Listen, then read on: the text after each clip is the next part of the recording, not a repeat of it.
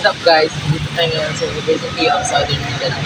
At ngayon, itutur ko kayo sa mga favorite places ko dito sa USA. Tara! So, dito tayo guys ngayon sa University Cultural Museum. At dito ako sa labas.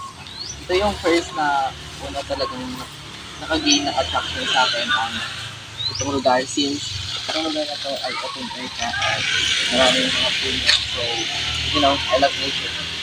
So, dito ako magpupunta tayo mag-study. At sometimes, mag-isa lang ako, but most of the times, kasama ko yung mga kaibigan ko to study.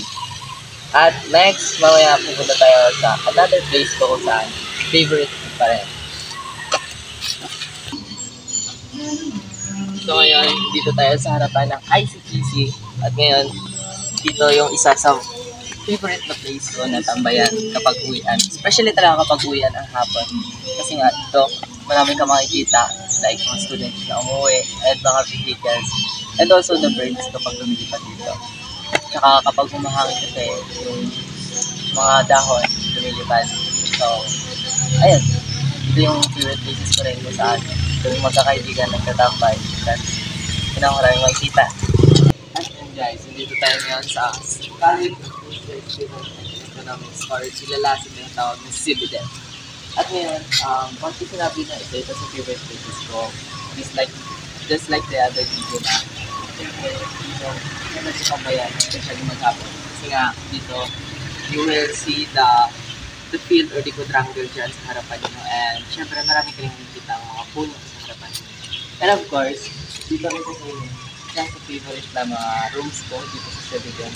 Kaya tara, let's go!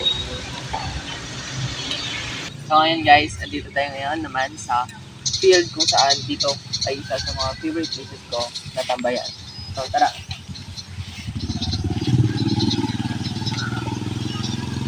So every hapon, dito ako, every Friday ng hapon, dito ako nakaupo since tumitingin ako ng mga baseball or mga naglaro ng mga frisbee.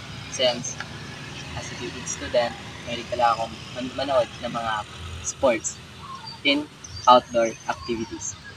So next, andito tayo sa amphitheater. Ang amphitheater ay malapit sa CBDEP Canteen or sa Spear Annex.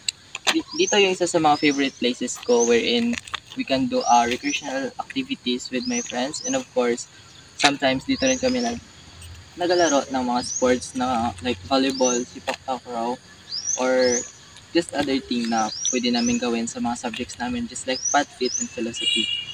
So, itong amphitheater ay maganda to siya actually kasi malapad din and open air siya wherein we can do everything.